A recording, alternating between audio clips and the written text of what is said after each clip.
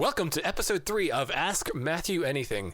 Yes, we'll be asking Matthew all your questions, or as many as we can, from the comment section of the last AMA video. Yeah. If you want to ask Matthew any questions, just add a comment to this video, and we'll get to it next time, probably. Yeah, but nothing weird, guys. Come on. Yeah, nothing weird. Yeah, we need... Come on. You know, we keep telling them nothing weird, but they haven't really posted many weird things, so I think they're listening. Because we keep telling them nothing weird. If we don't tell them that just one time, we're going to get all sorts of weird questions. Oh, you're right. That would be concerning. Unfortunate. Yeah. All right, let me have them. David Tygus asks, which Ninja Turtle is best? It's a good question, David. I've always been partial to Donatello. I feel like he's, I think I like the underdogs, you know? I feel like he's kind of one of the kind of background turtles, but not like Raphael, who's a little bit of a jerk. He's a nice guy, and he knows his machines. He's got the purple. Plus, he's got the long weapon that I always use in the video games. You know, like in Turtles in Time, it's like, oh, I want to be the guy with the 6-foot staff rather than the guy with the. Oh man, I keep ragging on Raphael here. I should stop ragging on his size and stuff. But yeah, he's got a big old stick. So yeah, I like Donatello. The Ninja Dio asks, if you could have there be an official crossover game of any 2 Nintendo franchises, which would you choose? Oh boy, this is tricky. I'm gonna say, you know, the first thing that came to mind was Metroid and Kid Icarus because they're already sister series. Ooh. And I really like both of them, and they both have Metroids in it. So let's see Samus and Pit team up. It's the original Odd Couple. David Borengasser asks, great podcast, guys. Since you have shown a love of Disney, my question for next time is, what is your favorite animated Disney film and why? Oh, that's a good question, David. And thanks for the compliment. Disney movies, if we're not counting Pixar, I'm going to have to go with the old standard, The Lion King. I really like The Lion King. I think it's great. More recently, I really have enjoyed Wreck-It Ralph. I think that's probably my favorite CGI Disney movie. And if we're including Pixar, I gotta go with The Incredibles.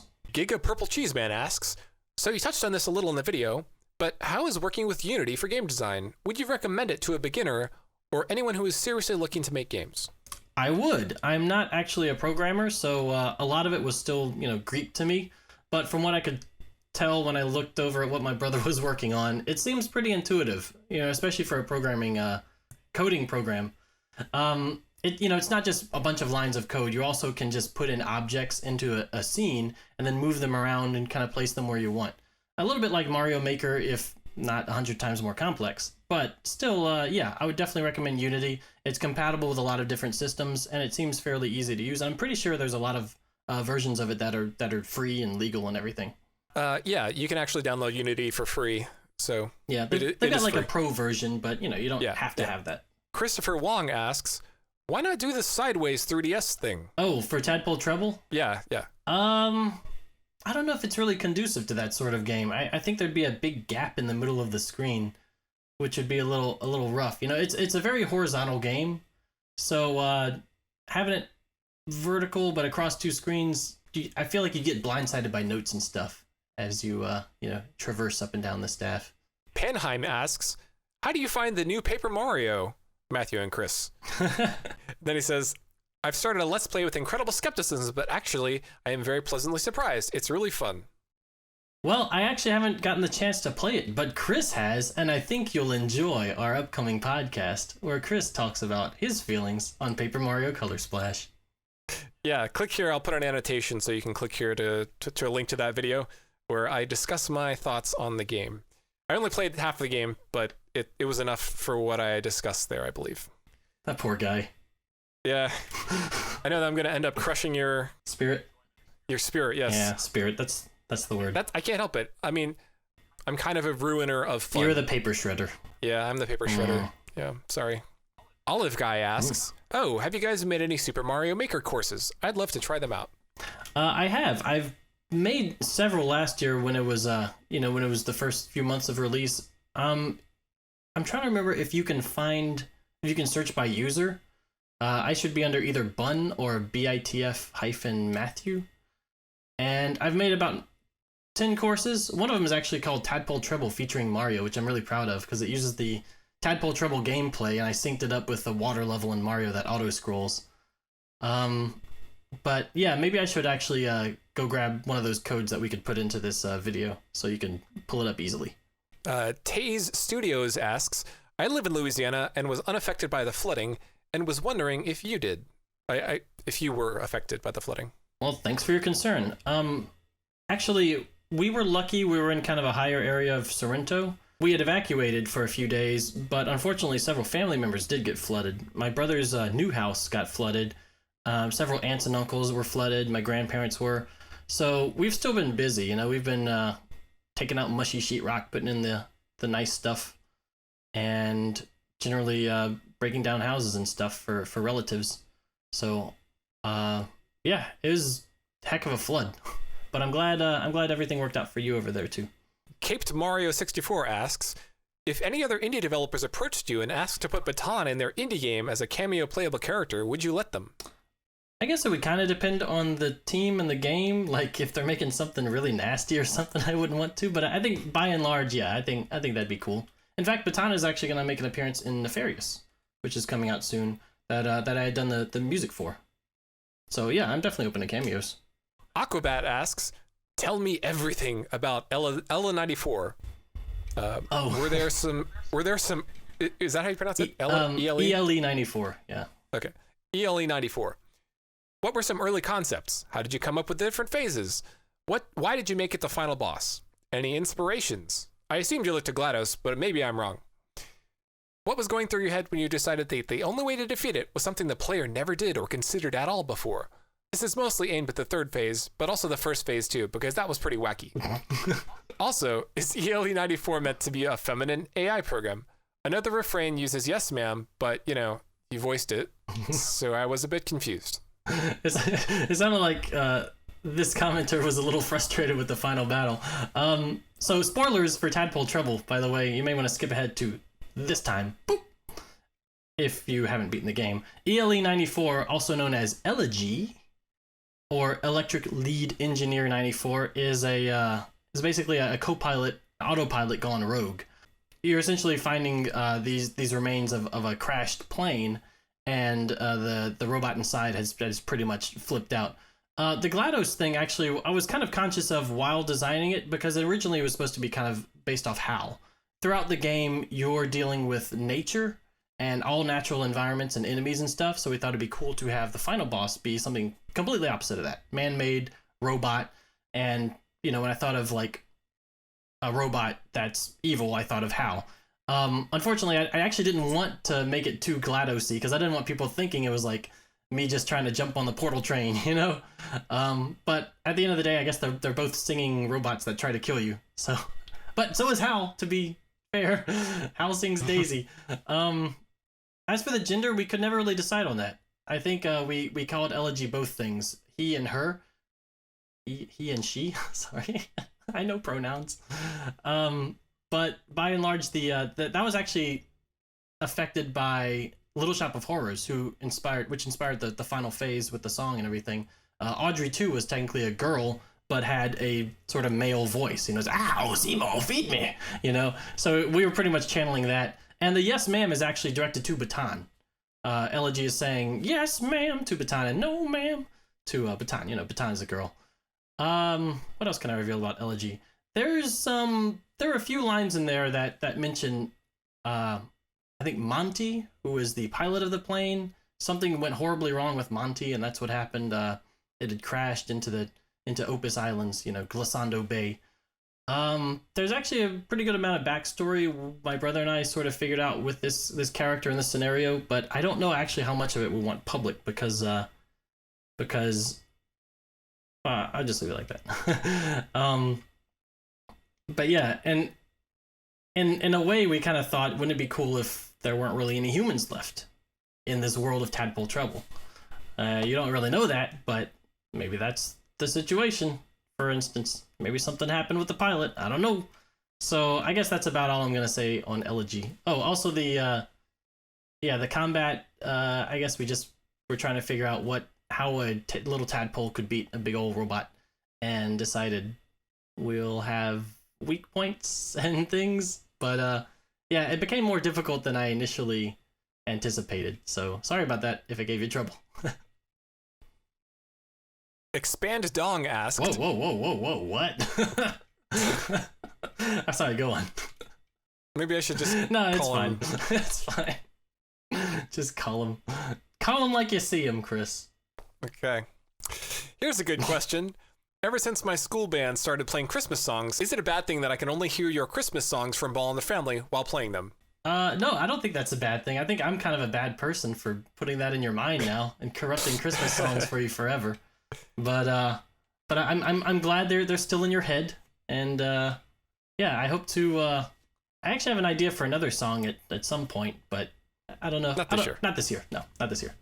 Olive Guy asks, have you heard of Ask Ace Attorney? It's a blog that replies to letters sent to Ace Attorney characters in character, and it's fantastic. Also, the mod's a huge fan of yours. Oh, hello, mod of Ask Ace Attorney. Actually, this is my first time hearing of it, but it sounds cool. I think I'll check it out. Especially since I think several of the people involved in the Turnabout musical were very much into that sort of thing. You know, the in-character sort of replies and stuff. We did a lot of promotional stuff with that. So yeah, it sounds fun. Suspicious Mr. Guy asks, hey, do you plan on putting in Steam Workshop support? Okay, so this is where it gets a little tricky because unfortunately, we had looked into this for a while. We had got a programmer all lined up and everything for it, and we really wanted to do it, but I don't think we're going to be able to. And the reason is because the cost of it outweighs it's a lot higher than we expected, and we feel like thinking about it pragmatically, it's just going to kind of put us in the red if we do that. Which is unfortunate because I really like the idea of Steam Workshop and I really like to have Tadpole Treble on it. But to be honest, to make Tadpole Treble in the first place, we had already had to put in a lot of our own money in addition to the Kickstarter money to put in all the features we wanted. The Wii U was originally a stretch goal, and composition mode was going to be a stretch goal as well. And we put those in directly just because we wanted to, even though it cost us a fair amount. So at this point, we have to tighten our belts a little bit, and we won't be able to pursue the Steam Workshop aspect of the game. Deep Dish Attack asks, do you have any other games ideas that you are working on now, excluding games from other people in the Next Level group? Yes, my brother and I are actually working on a VR game right now. Surprise! It's going to be a smaller title. It's probably going to be a demo. I'm not ready to announce the details of it just yet, but it should actually be ready sooner than you might think, within a few months. And in the longer run, we'd like to make that secondary idea that we've had that I mentioned. It was kind of a Metroid-style game, a little further down the line.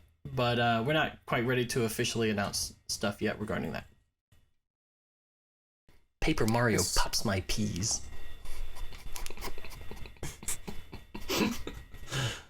I'm not going to respond to that. Levy Texas Blade asks, Matthew, sir, would you happen to know a good book on learning gaming programming? Oh, man, I feel useless because I do not have an answer for this.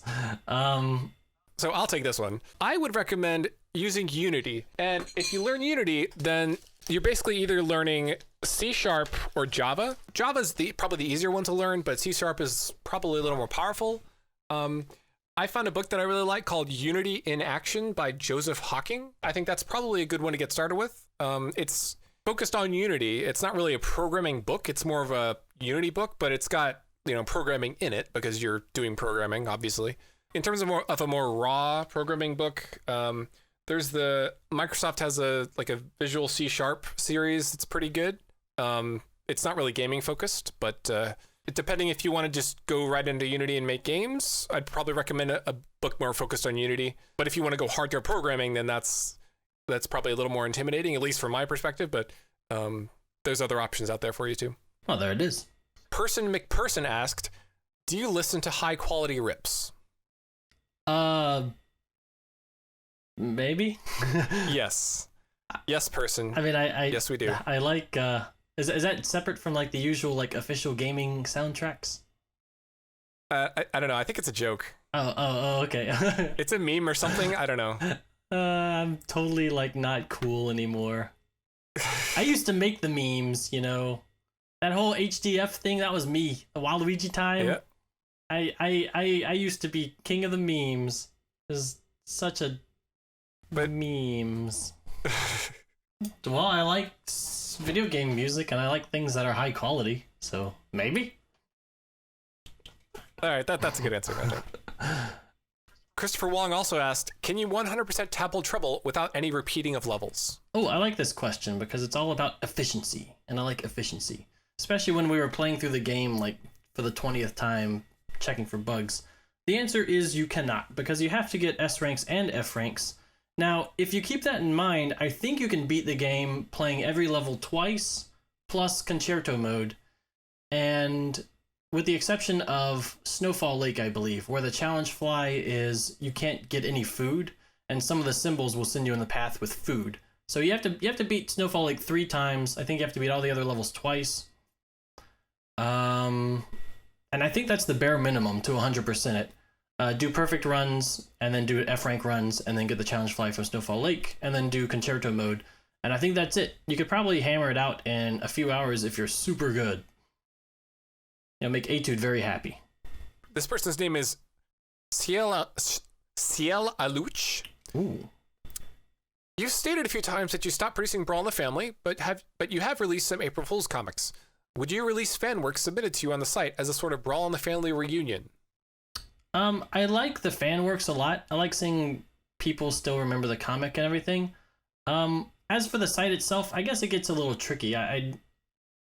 It's kind of similar to back when I was running the site. People would have ideas for comics and things, and I pretty much said, I'd like to keep them, the main comics on their own spot. But I'd be happy to link to external sources if there is some sort of reunion. I could link to it from the site or something like that.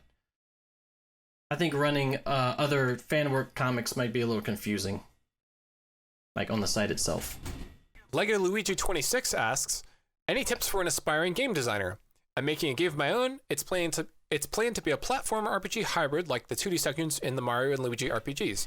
The only problem is that I have no programming experience outside of WarioWare or DIY, and I want to give it a hand-drawn art style even though I can't draw well.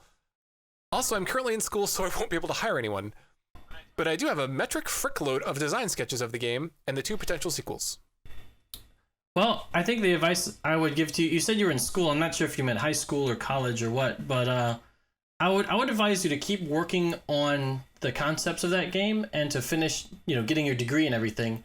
And at that point, you could probably have, you could find employment and then be able to afford, either hiring someone else to work for you, or you could, develop those skills yourself.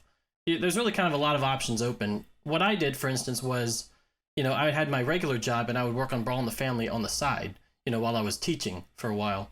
And that kind of helped me develop, just everyday world skills, which are super important, but also, develop my art style, develop the comic, and build a fan base. So I think what you're doing right now, kind of pulling double duty with working on your game ideas and, going to school, I think that's good. I think you need to kind of stick with that for a little while. And eventually you'll get to the point where you can expand the project a little bit. So best of luck. Villager of Death asks, are you going to fix some of the broken images on the site? Also, have you ever played Don't Starve?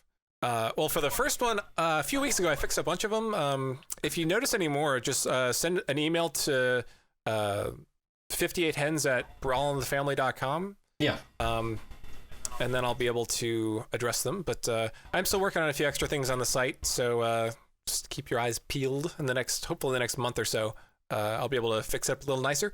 And thanks. I have played Don't Starve. Hey, me too. Oh, you have? What? Yeah, actually on the Wii U they had a promotion where if you buy it, you get 2 copies to give to a friend. And my sister-in-law Mari bought the game and gave one to me. Oh, how'd you like it? I thought it was pretty good. I like the concept of starting with nothing and just building your tools gradually from simple to more complex. And I actually even like the whole, like, if you die, that's it kind of thing. Yeah. I haven't played it a whole lot. I've put in a few hours, but I was never able to get, like, super far. But I thought it was pretty cool from what I played. Yep, I agree. Thank you guys for all the questions. It's a nice batch of them this time. It's always fun to hear from you guys and talk about, whatever. Video games, Disney, Brawl in the Family, Tadpole Treble.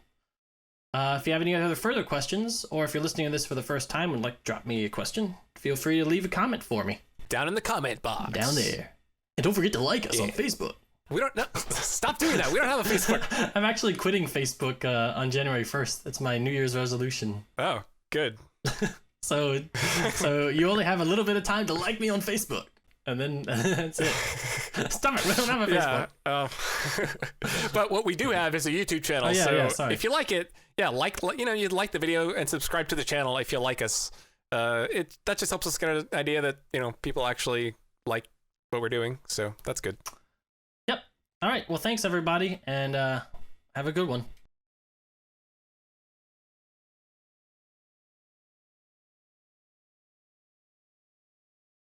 Joke. That sounds good. Good. Sounds good. Yeah. That's is disturbingly it close to my ears. is it like I'm whispering in your ear, Chris? It does feel like that, yeah. Your breath is warm in my ear. All right. Whoa, it's all toilet noises.